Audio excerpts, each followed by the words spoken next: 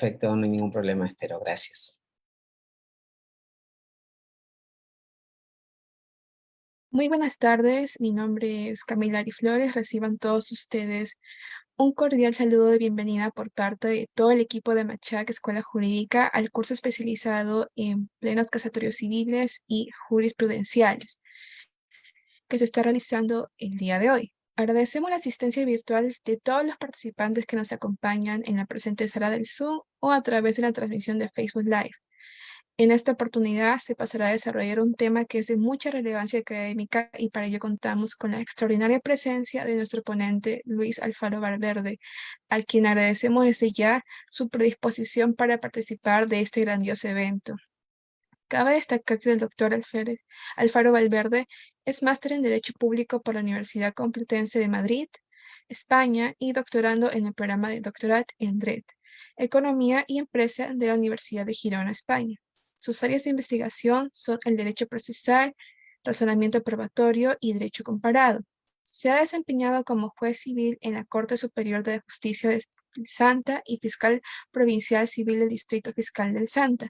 Ha realizado una estancia de investigación en la Facultad de Derecho de la Universidad de Bolonia, en Italia, y es docente invitado en la Universidad del País Vasco, España. Asimismo, ha sido docente en la Facultad de Derecho de la Universidad Nacional Mayor de San Marcos y en la Academia Nacional de la Magistratura.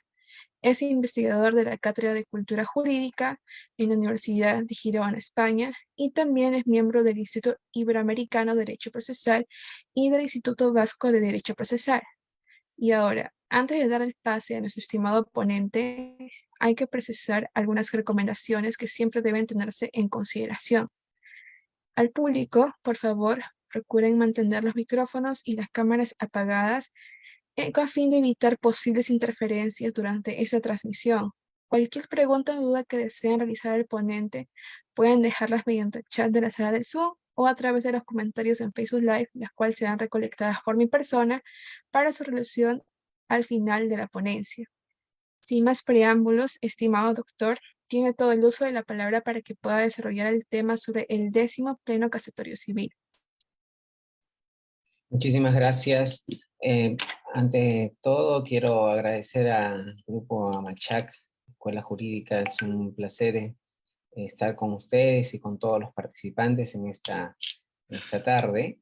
Gracias por su consideración de siempre. Muy bien. No sé si me puede precisar el tiempo que tengo, por favor, para poder también... Sí, doctor, la ponencia debería durar entre 40 y 45 Perfecto. minutos. Está bien.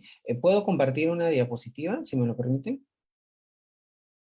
Por supuesto, tiene la opción de host. Perfecto. Muchas gracias. Muy bien. Ok.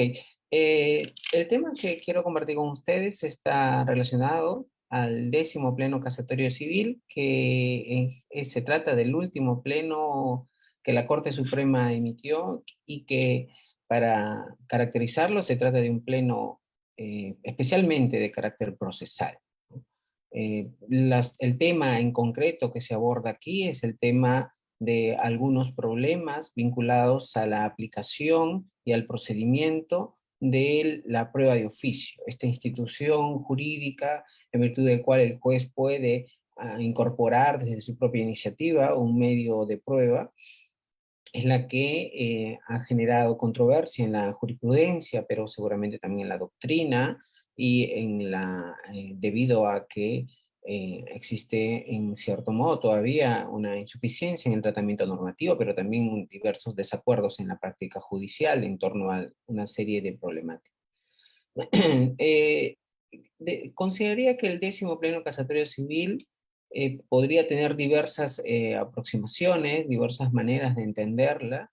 Sin embargo, quiero centrarme para el desarrollo de este tema en dos grandes partes. Primero, una introducción general al tema en cuestión que trata y aborda este Pleno Casatorio Civil, que es la prueba de oficio, de algunos de los aspectos importantes de cómo resultaría conveniente aproximarnos a este tema, dada el alto grado de controversia que existe en torno a la conveniencia de su uso o no, o en torno a si un sistema jurídico deba reconocerlo expresamente a los jueces. Entonces, antes de abordar las reglas contenidas en el 10º pleno casatorio y qué dijo la Corte Suprema respecto de esta institución a partir de esta sentencia vinculante, haremos esta introducción general. Luego, en la segunda parte de esta exposición, me encargaré de analizar sobre todo aquellas reglas vinculantes que a mi consideración resulten ser especialmente controvertidas, debatidas, ¿no? Y que al menos se espera que la jurisprudencia posterior vaya afinando o adecuando en la práctica judicial, jurídica judicial, de estas reglas, ¿no? Entonces advertiremos algunos problemas de las principales reglas. Son 12 reglas, ya menciono, que la Corte Suprema tuvo a bien para resolver los diversos problemas o desacuerdos jurisprudenciales. Y menciono esto en particular porque, como veremos, la Corte Suprema en la resolución que convoca al Pleno hace mención que principalmente el desacuerdo estaba, o los problemas estaban en relación a los desacuerdos jurisprudenciales sobre el mismo tema, ¿no? En otras palabras, que existían diversas decisiones con criterios diferentes o hasta contradictorios sobre los mismos temas. Eso haremos en la segunda parte. ¿Okay? Son 12 reglas y por tanto solo analizaremos especialmente algunas que a mi consideración especial son discutibles, debatibles, ¿no? Comienzo entonces con la primera parte, que sería una aproximación teórica y comparativa de esta institución, y lo primero que debemos tener en cuenta es dar una idea o noción de lo que se trata esta prueba de oficio. En principio es un poder del juez, aunque en el Perú se le denomina pruebas de oficio, que podría dar a entender que se trata de un tipo de prueba.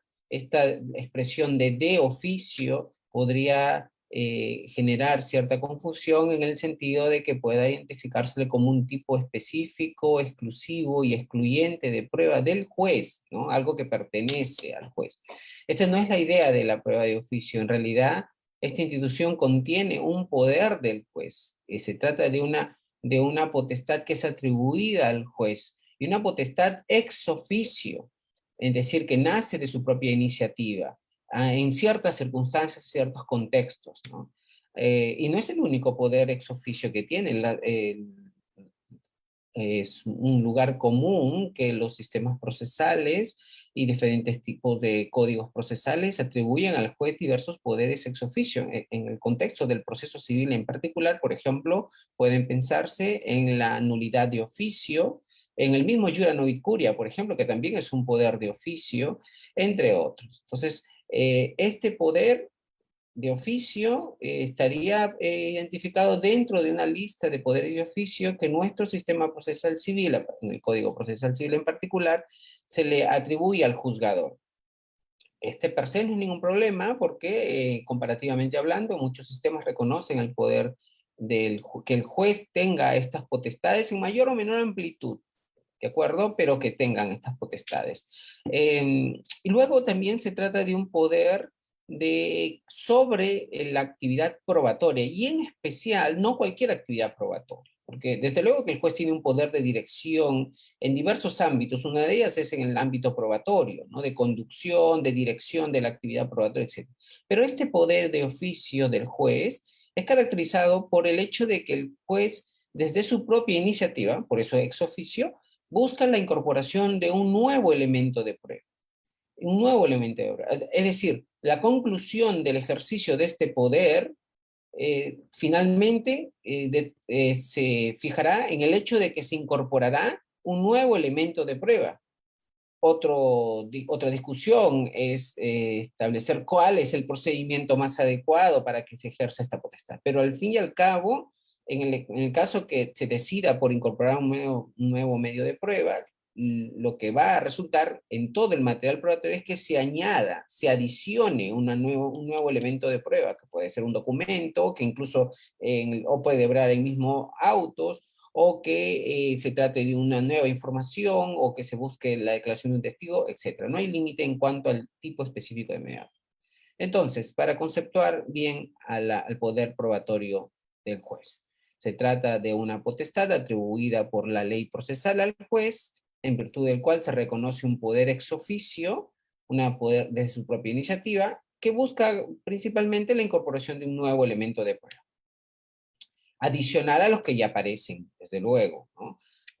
Ahora, este concepto requiere una justificación, ¿no? Porque uno debería preguntarse cómo es que un sistema jurídico procesal admite la posibilidad de que, además de las partes, el juzgador pueda también realizar cierta eh, actividad probatoria en el sentido de tener también su propia iniciativa. Porque llegado a un punto, uno tendría que decir que en nuestro sistema procesal civil, las iniciativas probatorias se reparten entre las partes y el juez, ¿no? Es decir, llegado a este punto, les decía, tendríamos que terminar por aceptar que de acuerdo a las reglas de juego que tenemos, el juez y las partes, perdón, ya no tienen el monopolio exclusivo respecto de la posibilidad de incorporar elementos de prueba, sino que esta es compartida en una iniciativa que tiene también el juzgado. Pero la pregunta es, ¿a qué se debe? ¿Cuál es la justificación? ¿Cuál es la razón por la que los ordenamientos procesales como el Código Procesal Civil lo incorporan?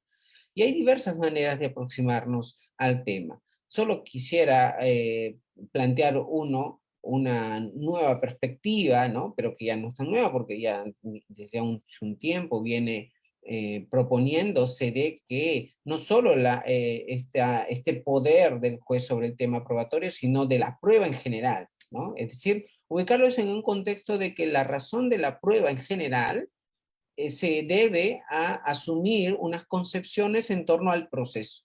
De algún modo, si uno asume o se adhiere en una concepción de cuál es el fin del proceso, depende de ello el rol que desempeñe la prueba. Y a su vez, depende de ello también el rol que asumirá el juez en el ejercicio de esta prueba de oficio.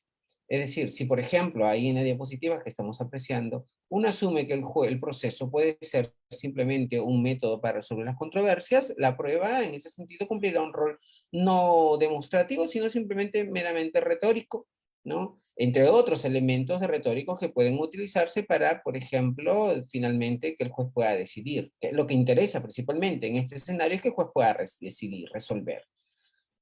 Desde otro punto de vista, por ejemplo, también puede admitirse que el proceso no solo terminaría en ello, sino que también buscaría el conocimiento o la verdad del conocimiento de los hechos, ¿no? Es decir, como una herramienta epistémica, como un instrumento, el proceso que pueda alcanzar el mejor conocimiento de los hechos del caso. Si esto es así, el rol que desempeña la prueba es un rol eminentemente epistémico, porque contribuye porque resulta ser un elemento demostrativo, un apoyo empírico que permita lograr este objetivo que el proceso primordialmente puede alcanzar. Desde luego que también en el proceso puede hablarse de otros valores que interesan al mismo, pero asumamos o en esta segunda concepción, uno asume que la verdad es un valor importante para el proceso, entendiendo la verdad en el sentido del conocimiento de los hechos, del real conocimiento de los hechos.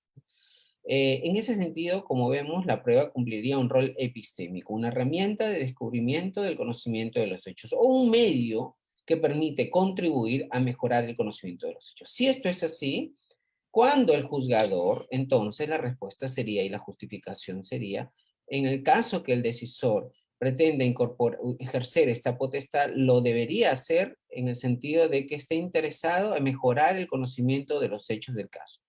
Es decir, la base para el ejercicio de esta potestad sería un compromiso por alcanzar la verdad del conocimiento de los hechos del caso, ¿no? No hay otro fundamento más que mueva al juzgador a ejercer esta iniciativa, siempre bastante debatido, pero que si es que asumimos que la prueba de oficio, o mejor poder probatorio del juez ex oficio, está comprometido con la búsqueda del conocimiento de la verdad de los hechos, en el sentido de maximizar el conocimiento de los hechos. Este nuevo elemento de prueba que es el resultado del ejercicio de esta potestad, buscará mejorar el conocimiento de los hechos en un escenario de incertidumbre jurídica, en un escenario de una insuficiencia probatoria. En este presupuesto de insuficiencia probatoria, el material empírico adicionado buscará que el juzgador tenga un mejor conocimiento de los hechos, sobre todo del hecho que está expuesto a la insuficiencia probatoria. Esta sería una de las justificaciones o la justificación que convendría tenerlo bastante presente. Aquí les muestro desde el punto de vista comparado a partir de un texto del profesor Michele Tarufo, Iniciativa Probatoria del Juez y las Partes en Europa. Es un texto ya bastante, tiene algunos años, pero que nos ayuda a mostrar cómo en el Civil Law y Common Law, la dotación al juez de este tipo de poder, en mayor o menor grado o amplitud, desde luego, está presente en todos los sistemas jurídicos. El profesor Tarufo ofrece una explicación comparada, considerando que hay modelos jurídicos que asumen un poder general, otro específicos y otro, aunque no lo digan expresamente como prueba de oficio, se puede inferir que se trata de cierta actividad probatoria, cierta iniciativa probatoria, ¿no?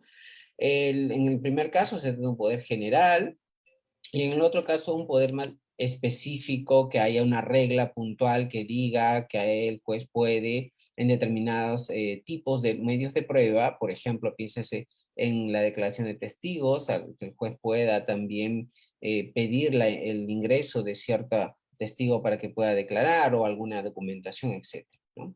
En el caso de aquellos sistemas que asumen un poder, aunque expresamente así no lo reconocen, se plantea, o Tarufo propone, que serían las diligencias finales, estas instituciones incorporadas con ocasión de la Ley de Enjuiciamiento Civil del año 2000, y aunque seguramente si uno revisa la doctrina procesal española, todavía hay un debate en el sentido de que pueda aceptarse indiscutiblemente que estas diligencias finales asuman la característica o la calidad de un poder probatorio, ¿no? Esto solo lo dejo en mención, pero Tarufo lo considera como una de las potestades que, aunque no están expresamente previstas como poder probatorio, es el resultado del rol activo en cuanto a la adquisición de pruebas que se advierte en el ejercicio de esta potestad.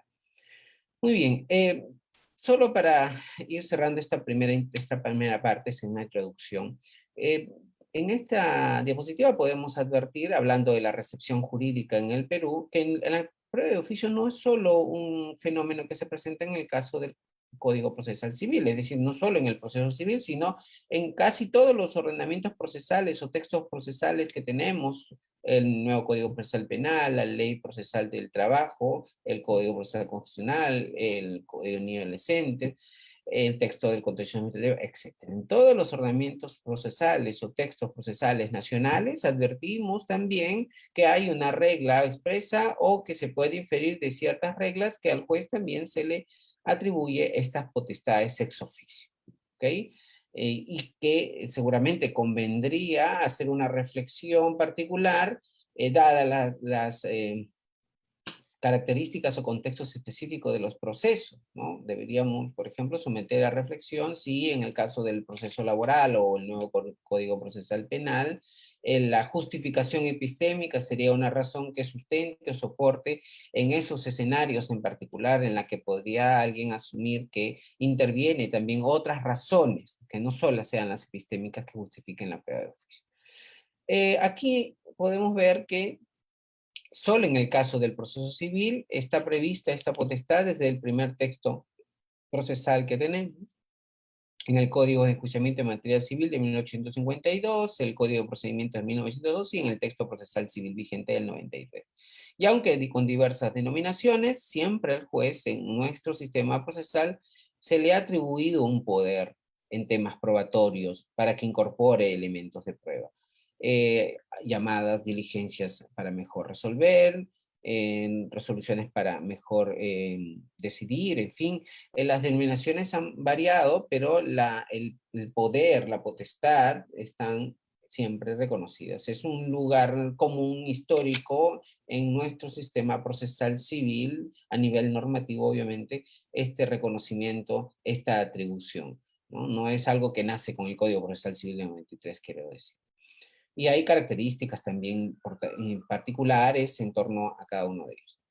Para ir cerrando esta primera parte, en el caso del tratamiento normativo de esta institución, en el artículo 194, ha merecido algunas modificaciones. La última es del año 2014, que hace un desarrollo normativo un tanto más robusto que el que está planteado en su versión original.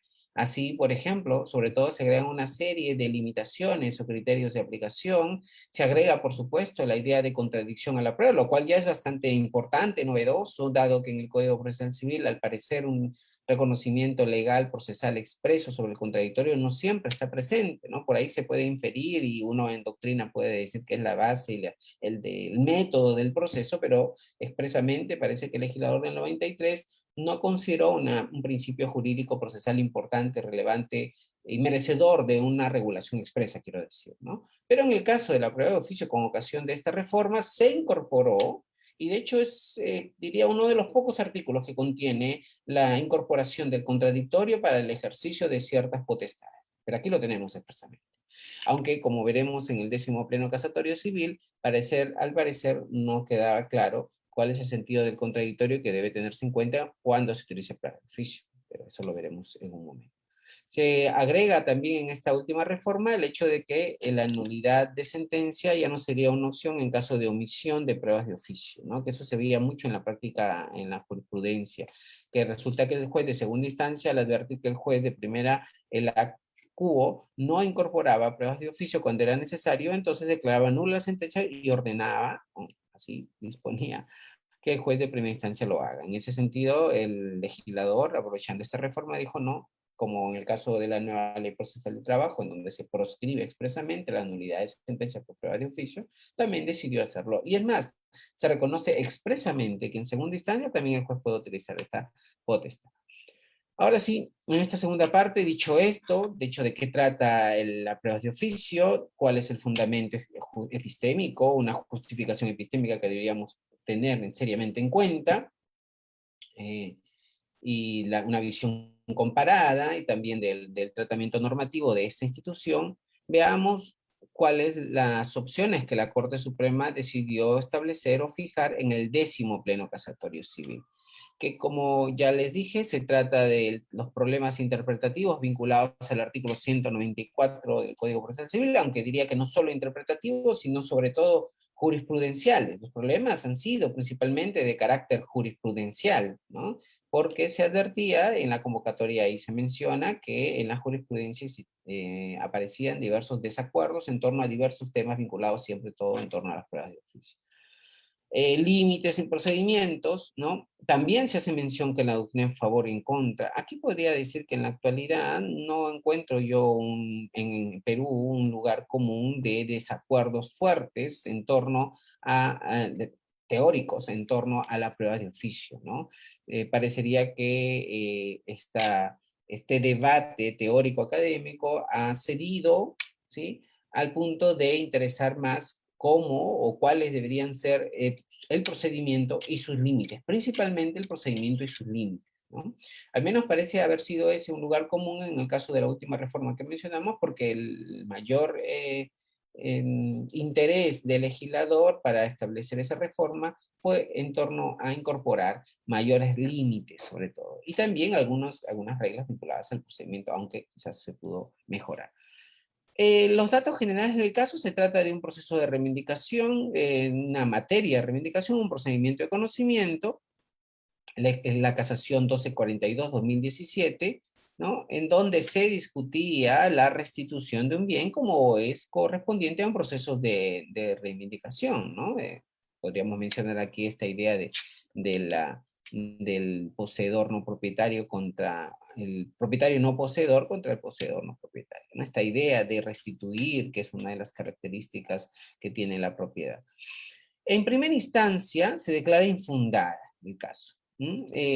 La parte demandante alega dualidad de nomenclatura de los lotes de reivindicación y adjunta planos y resolución de sugerencia. Notamos aquí, desde primera instancia, que uno de los puntos en cuestión, en este caso en concreto, que los hechos del caso interesan bastante, ¿no? Aunque de repente los plenos casatorios no parecen tomar en cuenta un desarrollo fáctico, analítico de los hechos del caso en concreto, sino a veces parece concentrarse especialmente en las reglas legales, pero una buena práctica de algo que se parezca a precedentes judiciales, como en los plenos casatorios, debería pensar especialmente en el análisis de los hechos del caso y no desligarse del mismo. Y siendo esto así, en los hechos del caso les decía que en primera instancia se concluye en cuanto al tema probatorio que no se acreditó la propiedad del Zurich, sea la misma que aparece en la escritura pública y que posteriormente se le dio una nueva denominación. Y las pruebas presentadas como la copia del plano, resolución sugerencial y memoria descriptiva, se dice que las primeras no son suficientes para discernir la dualidad y que la memoria descriptiva es un documento privado porque no tiene una visa y por tanto parece carecer de fuerza probatoria. Esto también es un punto que desde luego podemos discutir. En segunda instancia, se declara improcedente, ¿no? La demanda, alegando que existe una falta de interés para obrar, ¿no? Es curioso porque esto es una de las salidas muy usuales en las decisiones judiciales, a pesar que se hace una evaluación o enjuiciamiento de mérito del caso, uno ve que en la práctica se opta por declarar improcedente, sea por falta de legitimidad, sea por interés, pero simplemente se declara improcedente. La idea que subyace aquí es para efectos de salvaguardar los derechos de las partes y no generar cosas juzgadas. Aunque en realidad no debería ser esta una salida. La improcedencia está pensada en una decisión procesal y no sobre el resultado de un juicio de mérito. En cambio aquí, como vemos, las razones que sustentan esta decisión de segunda instancia están vinculadas a cuestiones de mérito. Miren, no se sustenta con pruebas adicionales. El análisis probatorio y fáctico es un análisis de mérito, no es un análisis meramente procesal. Evaluado antecedentes registrales, también se afirma que no se acreditó que uno de los elementos que se requieren para la reivindicación, la identificación concreta del bien, y lo que correspondería es efectuar en el presente proceso a efectos de solicitar la reivindicación del bien, efectuarse previamente eh, a fin de interponer la demanda. Entonces, esta sentencia de segunda instancia deja entrever la necesidad de que se hubiesen incorporado pruebas de oficio, y es que por esta razón la Corte Suprema, entiendo, decide elegir a este caso para establecer las reglas vinculantes que finalmente fijó en torno a las pruebas de oficio. Para cerrar el análisis del caso, se trata de un caso de reivindicación en donde el principal problema estaba en torno al esclarecimiento de la dualidad del bien a restituir, ¿no? Entonces, en esta idea de que no quedaba claro cuál es el bien o si el bien que se pretendía devolver, restituir al demandante, era efectivamente el que le correspondía como propietario y no otro. Entonces, la Corte en primera y segunda instancia, a partir del análisis de la prueba, considera que era insuficiente para determinar, sobre todo, la idea de la identificación concreta del bien. En un proceso con estas características de reivindicación, el aspecto fundamental es la de demarcación, determinación, identificación de dónde está el bien a restituir. Siendo que los documentos presentados a consideración de primera y segunda instancia eran insuficientes, entonces lo declara improcedente. Es así como llega a la Corte Suprema y la Corte Suprema establece reglas vinculantes. La primera regla que se fija es la regla referida a la naturaleza jurídica de este poder del juez.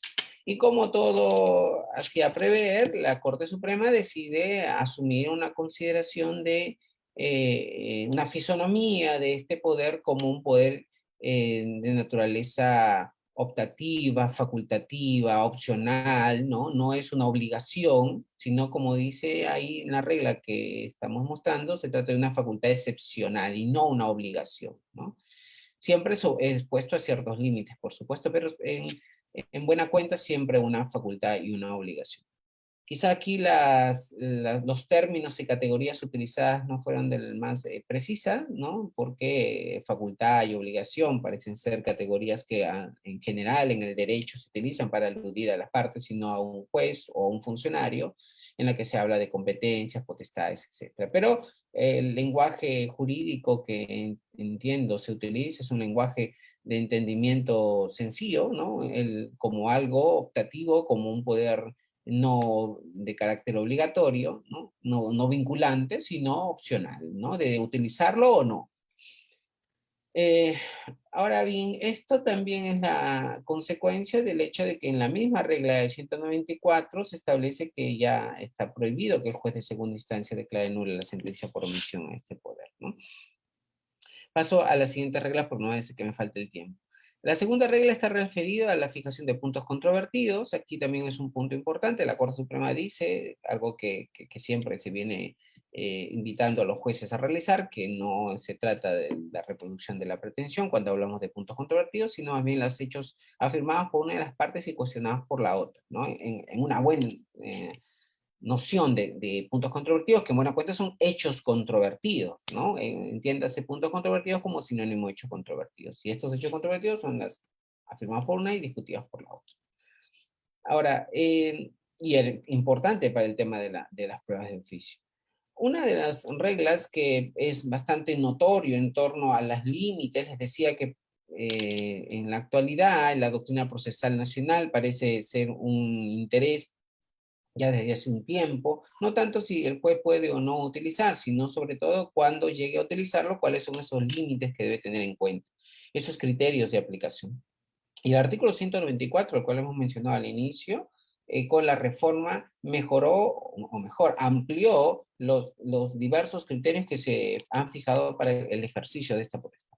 La Corte Suprema los toma en cuenta esos límites del 194, pero también agrega algunos de la doctrina y otros de la misma práctica jurisprudencial. Por ejemplo, que solo se utilice en una oportunidad. Esta regla específica de contenida en la regla vinculante que estamos revisando, da cuenta de que en la práctica jurídica de carácter judicial, los jueces, algunos, utilizaban este poder en más de una oportunidad, más de una ocasión, y por tanto esto provoca una dilación indebida del proceso, ¿no? Es decir, en algunos jueces utilizaban la prueba de oficio para dilatar el proceso de manera pues incorrecta y no lo utilizaban pertinentemente. Entonces provocaba una dilación del procedimiento y la Corte Suprema dice no, no más, solo cuando el juez decide utilizar este poder deberá hacerlo en una sola oportunidad. Puedo proponer documentos, testigos, inspección, lo que quiera, pero en una sola oportunidad. No puede estar constantemente utilizando este poder. Y bueno, las otras reglas que todos conocemos, la excepcionalidad, pertinencia, fuentes de prueba, motivación y contradictorio y no suplir a las partes. En el caso del contradictorio, se propone una regla especial incluso, no solo se queda ahí, que es la regla cuarta, en donde se establece que el contradictorio de la prueba de oficio puede ser previo o diferido y se ejerce las partes de forma oral o escrita dependiendo de la naturaleza del proceso. Esta es una de las reglas al cual me refería cuando decía que había controversia, ¿no? En el sentido de que para la Corte Suprema, diferido o previo, siempre que se asuma como una tipología válida del contradictorio, aunque tranquilamente podría también no reconocerse esta tipología y entender, como algunos teóricos lo hacen, que el contradictorio es previo o simplemente no lo es, ¿no? El diferido ya no es ningún contradictorio. Entonces, asumiendo que es válida esta tipología de distinguir entre un contradictorio previo, esto es, escucha las partes y decide después, y el otro, diferido, decide primero y luego escucha las partes, la Corte Suprema lo considera como algo, según la regla analizada, como algo que finalmente queda la determinación en relación a la naturaleza del proceso. Es decir, el juzgador decidirá cuándo, en algunos casos, será previo o diferido. Aquí también creería que hay una situación de incertidumbre, ¿no? Desde el punto de vista teórico, a mi consideración, lo conveniente para el ejercicio de la prueba de oficio es que el contradictorio sea principalmente previo, ¿no? Que es el que garantiza un mayor conocimiento de las partes y mejor debate en la decisión judicial. Recuerden que, como diría el profesor Ferrúa, una noción del contradictorio en la actualidad asume una visión ultra partes, ¿no? Es decir, ya no solo es una cuestión que interese o vincule a las partes, sino que interesa todo el proceso en general, al punto de que el contradictorio se convierte en un mecanismo o una herramienta de comprobación acerca de la verificación de los hechos o de las hipótesis planteadas o de digamos que pueda desvirtuarse alguna de las hipótesis alternativas. Entonces, el contradictorio asume un valor o una función, como diría el profesor Doucet, de carácter epistémico, siendo el contradictorio una herramienta que contribuye a mejorar el conocimiento de los hechos en el sentido de que se muestra como una herramienta que filtra y que permite comprobar en el caso de las hipótesis planteadas y exponerla a un control público, ¿no? Al debate y de participación de las partes, el previo parecería ser el más pertinente, que garantiza un mejor desarrollo de la prueba de oficio, ¿no? Entonces, aquí podría también discutirse la noción de naturaleza del proceso, si es una categoría válida para distinguir en qué casos el juez puede utilizar la prueba de oficio, ¿no? Con lo súper indeterminado o genérico que implica hablar de naturaleza del proceso, ¿no? Ok.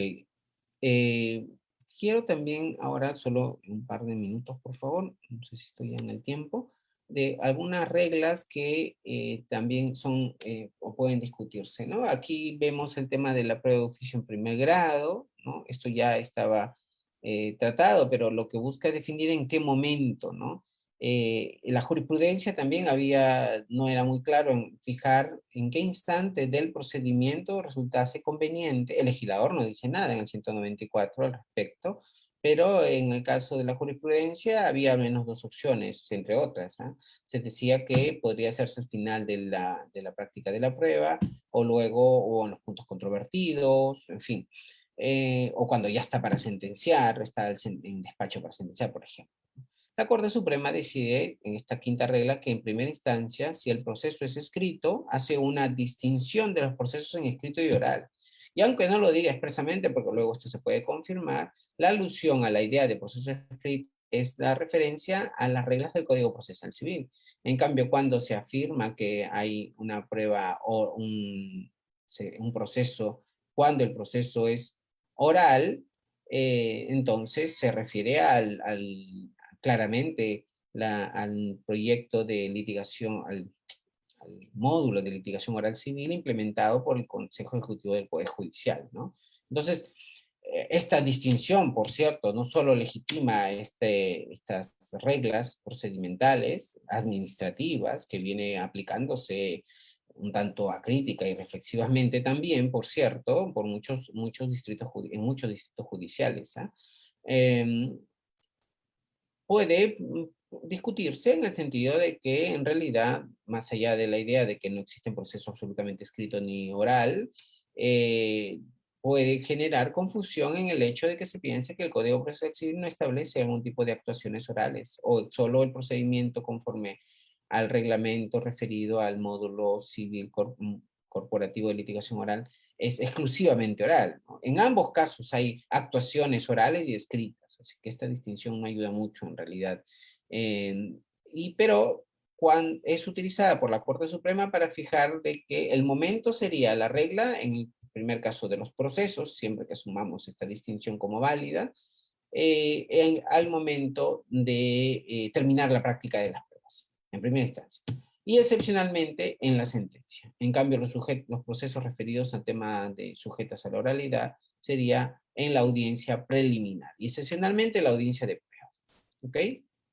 Entonces, aquí en el segundo caso, me parece que podríamos plantear algunos comentarios en el sentido de que eh, si es que se fija en la audiencia preliminar, ¿no? Entendería que estaría referido a principalmente medios de prueba de actuación inmediata, ¿no?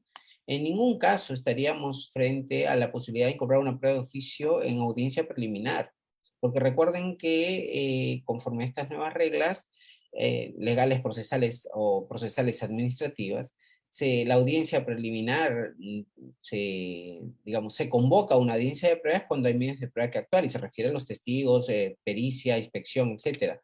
Entonces, no, la posibilidad de incorporar pruebas de oficio, incorporar en un proceso sujeto a las reglas de procedimiento oral que hemos mencionado, solamente estarían referidas a meramente documentos, ¿no? Porque si es que se convoca a una audiencia de pruebas es para actuar medios de prueba, o sea, medios de prueba que requieren propiamente actuación. Entonces ahí estaríamos frente a otros tipos de medios de prueba que se puedan incorporar. Ok. Quizás también otra de las reglas más debatidas, ¿no? En torno a, a este 10º pleno casatorio es el hecho que la Corte Suprema, frente a los casos, por ejemplo, que aquí propongo, ¿no? En la casación 1706, una muestra de entre tantos casos en donde la Corte Suprema en muchas ocasiones decide incorporar la prueba cuando se presentan extemporáneamente. aquí la Corte Suprema dice, cuando el medio de prueba es extemporáneo, el juez de primera o segunda instancia deberá analizar la pertinencia, relevancia y evaluar su admisión oficiosa. Ese es el primer supuesto. No dice expresamente que deberá incorporar, dice que deberá evaluar su admisión oficiosa, analizar si es pertinente o no, ¿no? Espero que eso se entienda con claridad, porque esto puede entenderse que deberá incorporarlo o que podrá incorporar. En ningún momento la Corte Suprema asume la posición que deberá incorporar.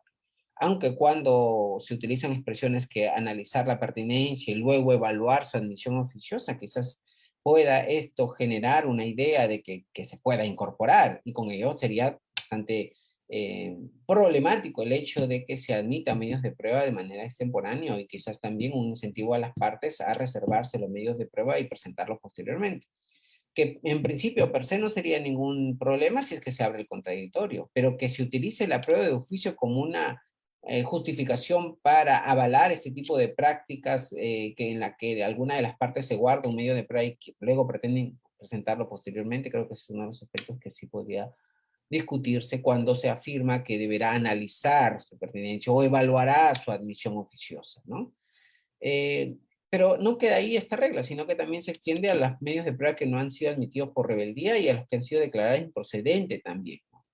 Aquí sí es bastante discutible, debatible, y en lo personal no comparto la idea de que se puedan discutir sobre las posibilidades de incorporación cuando ya se han rechazado previamente, ¿no? Si es que ha habido un pronunciamiento, un juicio de admisibilidad, y sin ninguna nueva otra razón, porque quizás alguien pensaría, bueno, quizás las razones que se consideró en el primer momento para rechazar formalmente el medio de prueba en el juicio de admisibilidad o saneamiento probatorio, eran otras las que ahora se tienen en cuenta, pero la regla no los menciona. Y sugeriría que en caso que los jueces desean incorporar prueba de oficio en situaciones y en un escenario de un medio de prueba que ha sido rechazado inicialmente, formalmente declarado improcedente, tengan en cuenta la existencia de otras razones que mejoren su pertinencia, ¿no? Y que no hayan sido consideradas en el primera instancia, en el primer momento, ¿no? Esa sería quizá en todo caso una de las razones por las que se podría incorporar o admitir este medio de prueba, ¿no? Fuera de ello, considero aquí que hay una idea de preclusión flexible, pero exageradamente flexible, ¿no? Y sobre todo en situaciones que ya han quedado decididas. Rechazar un medio de prueba por improcedente es una situación que cierra la posibilidad de incorporarlo posteriormente. Aquí la Corte Suprema puede estar invitando a que los jueces no tengan en cuenta su primer pronunciamiento y ahora lo varíen incorporando esta prueba. ¿Okay? Aquí, bueno, hay más reglas. Está la séptima regla, que son los medios de prueba ya de manera específica, en el caso de procedimientos administrativos.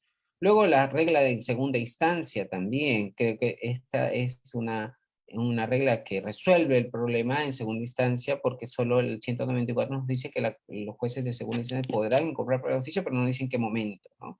Al igual que se ha mencionado en la anterior regla sobre cuándo debe utilizar esta prueba de oficio, en primera instancia, aquí en segunda instancia se circunscribe al momento de la vista de la causa, ¿no? La vista de la causa. Pero siempre, fíjense aquí la mención importante, sometida al contradictorio en la audiencia de la vista, ¿no? Y esta referencia al contradictorio, a diferencia del contradictorio mencionado en reglas anteriores, que dice que puede ser previa o diferida, aquí claramente es una referencia al contradictorio en audiencia de vista, es decir, un contradictorio previo, ¿no? Y parece existir una incompatibilidad en el sentido de que para el caso segunda instancia se asume expresamente el contradictorio previo, y en cambio para primera instancia se deja en manos del juzgador decidir cuándo utiliza previa o diferida, ¿no? Ahora, las posibilidades de impugnación. Aquí también una mención muy rápida, porque el 124 dice que es inimpugnable siempre que no sea, con la reforma, siempre que no se hayan cumplido los límites. Se supone que la regla aquí establecida es en el escenario de que no se hayan cumplido límites y que proceda la apelación. La Corte Suprema responde a la pregunta qué efecto debería concederse si es que se apela el auto que decide la prueba de oficio, y es sin efecto suspensivo y con la calidad diferida. Es decir, se reserva la apelación y tendría que la parte perjudicada con una decisión de sentencia tendría que apelarla, y de este modo recién en segunda instancia la que termine por revisar tanto la apelación diferida sobre la prueba de oficio y la sentencia también. En caso que se ponga en cuestión en segunda instancia, la Corte Suprema sostiene que debería argumentarse como, dentro del recurso de casación, es decir, está hecho como un argumento para el recurso de casación.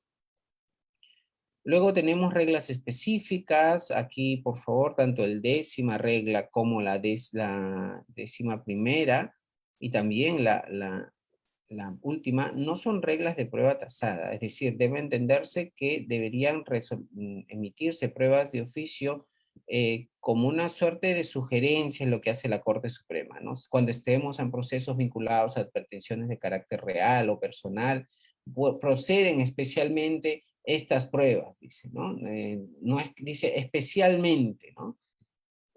No está diciendo que deban utilizarse obligatoriamente, ¿no? No debe entenderse como reglas de prueba tasada, ¿no? Dice, en la décima regla, por ejemplo, dice, prevé que pueden utilizarse especialmente y hace un listado de medios de prueba. El juez tendrá que elegir cualquiera de ellos que sea pertinente, pero no solo estos, sino otros también que pueden resultar relevantes al caso. Situación también particular que establece la Corte Suprema es la regla 12, referida al derecho de igualdad, ¿no? Y algunos derechos de personas en condición de vulnerabilidad, por razón de edad, género y discapacidad, que considera que estas razones pueden dar pie a que el juez utilice esta prueba de oficio. Aquí cobra sentido a la invitación a la reflexión en torno a las otras razones que se añaden a la idea del mejorar el conocimiento de los hechos, es decir, la razón epistémica, y se le agrega otras razones. Aquí, por ejemplo, tenemos otras circunstancias o situaciones que según la Corte Suprema deberían ser justificables para utilizar las pruebas de oficio. Muy bien, con ello daríamos por concluido esta exposición. Quedo en caso que haya algunas preguntas a su disposición. Muchas gracias.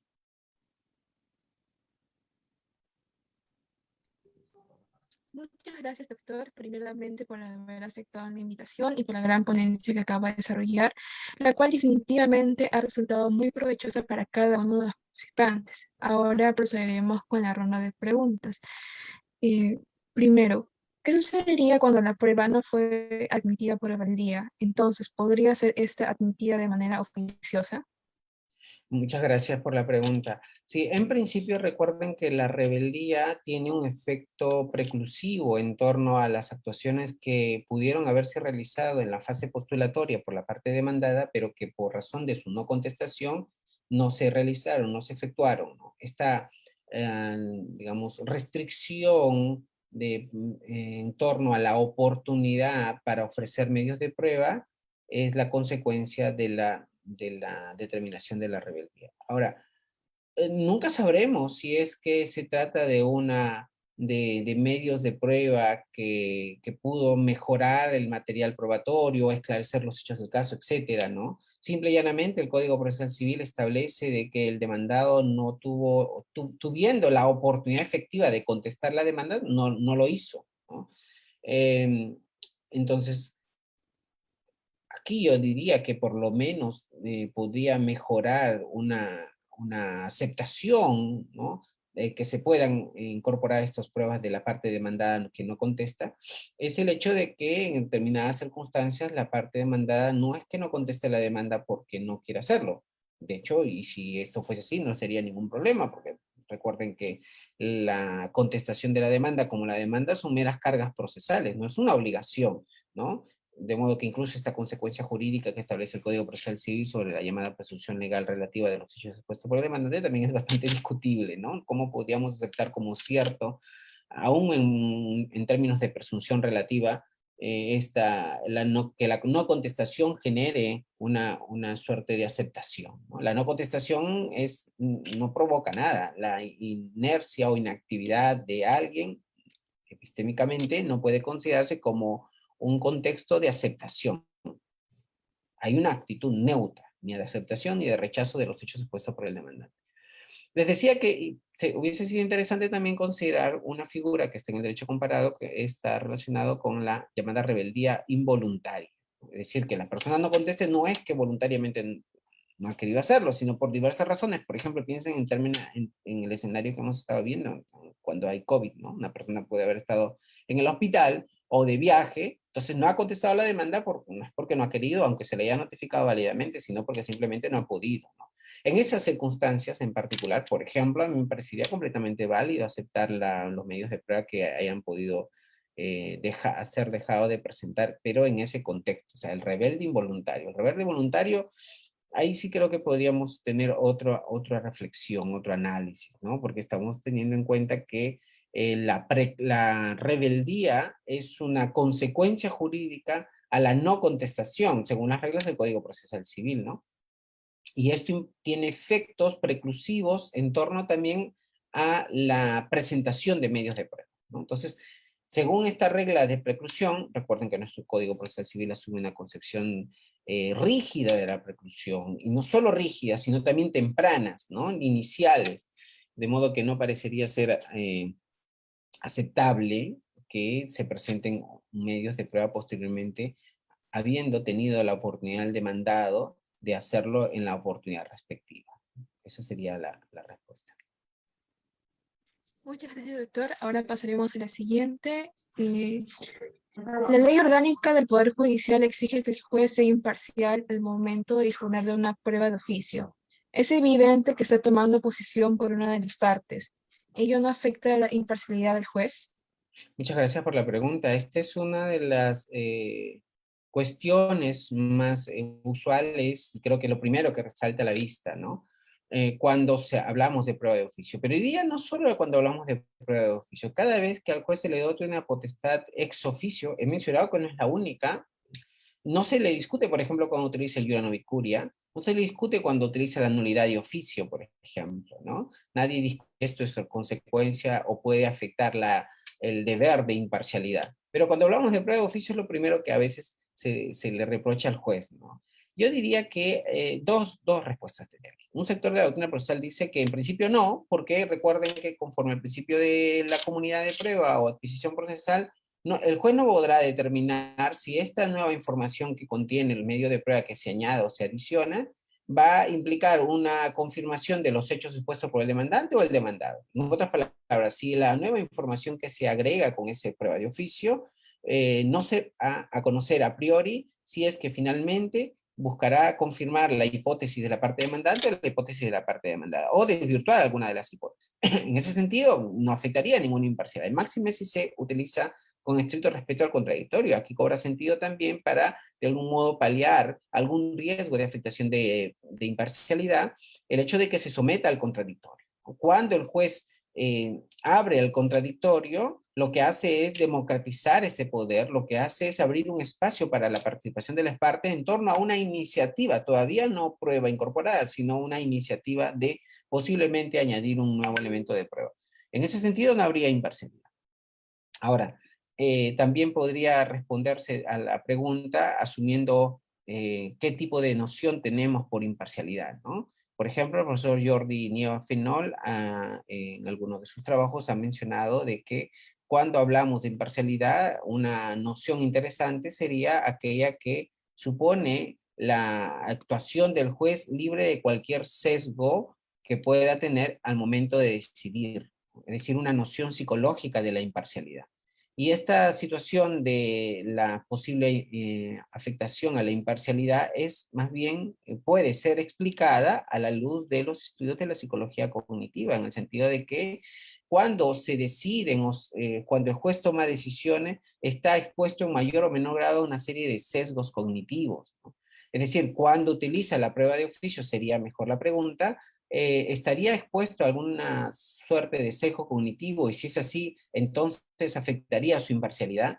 Y la respuesta es, depende del grado y de la amplitud de esta prueba de oficio, ¿no? Si es un tipo de prueba de oficio que, digamos, por ejemplo, una inspección judicial, ¿no? Que se trata de una actuación directamente por el juzgador, podría sí maximizar o poner en riesgo al asumir ciertos sesgos cognitivos, ¿no? Pero aquí no implica per se que estamos ya en un escenario de afectación a la imparcialidad, sino que lo que más bien se podría pensar en buscar maneras como administrar o gestionar estos sesgos cognitivos. Por ejemplo, el llamado sesgo de confirmación, que es muy mencionado. El profesor Tarufo varias veces mencionaba que cuando se habla de prueba de oficio, los riesgos de incurrir en sesgo de confirmación están muy presentes, ¿no? Entonces, una manera de administrar o gestionar, primero ser conscientes de la existencia de estos sesgos, que per se no es que afecten la imparcialidad, lo que más bien permitiría ser conscientes es cómo administrar estos sesgos a efectos de que no terminen por afectar la imparcialidad. Pero esto no solo pasa con la prueba de oficio. Cualquier decisión del juzgador podría estar expuesto a una serie de sesgos cognitivos o heurísticos que al final incurren impactan en la decisión final generando algún tipo de error judicial. Entonces la clave no solo es advertir la existencia de un riesgo de imparcialidad, sino asumir específicamente cuál es el sesgo cognitivo o el heurístico que podría incorporarse cuando hablamos de prueba de oficio. Paso siguiente, cómo gestionarlo, administrarlo a efectos de que no terminen implicando a la decisión final, ¿no? Creo que de esta manera podríamos asumir más bien una concepción más analítica, más rigurosa de la idea de imparcialidad al cual puede estar en riesgo cuando se utilizan las pruebas de juicio. No hay una respuesta categórica, no hay una decisión que afecte directamente a la imparcialidad. El juzgador tiene o se le atribuye una serie de potestades ex oficio que per se no es que se asuma, por tanto, que el legislador diga, bueno, va a afectar la imparcialidad, pero tiene que utilizarse, ¿no? No es que esa es la idea. La base es que se asuma este poder de oficio respetando los límites, criterios de aplicación y si acaso podríamos concluir que este poder maximiza o permite incurrir en algún sesgo, entonces la clave sería buscar la manera cómo gestionarlo y ya les digo, la manera cómo gestionar la posibilidad de incurrir en cualquier tipo de sesgo cognitivo es la mayor amplitud de contrastación de la información. La educación, por un lado, ser conscientes que estamos todos, decisores judiciales o cualquier persona que decida algo, expuesto a sesgos, inconscientes. Y lo segundo es la necesidad de contrastar siempre la información. Eso es la base, ¿no? Para la gestión o administración de sesgos cognitivos. Y en términos procesales, esta manera de contrastar la información es apelando simple y llanamente al buen ejercicio del contradictorio. Esa sería también la clave para mejorar los posibles riesgos de imparcialidad que pueda generarse con ocasión de la prueba de juicio. Muchas gracias, doctor, por haber respondido a cada una de las preguntas del público y ahora le invitamos a que usted pueda dar algunas palabras a modo de despedida. Muchísimas gracias a ustedes por la gentil invitación, a todos y todas los participantes. Creería que no está todo cerrado con este 10º Pleno Casatorio Civil. Reconozco el esfuerzo de la Corte Suprema al establecer 12 reglas vinculantes, pero como toda institución jurídica siempre debemos estar en constante evaluación y análisis de estas reglas vinculantes. Esto implica hacer un seguimiento jurisprudencial de cómo los jueces vienen utilizando la prueba de oficio. Si es que estas reglas vinculantes finalmente están siendo tomados en cuenta o hay ciertas modulaciones en torno a su aplicación. Hay que estar, creo que todo pleno casatorio, como toda regla que es vinculante, debe siempre estar expuesto a una labor de seguimiento, evaluación, para ver cómo la jurisprudencia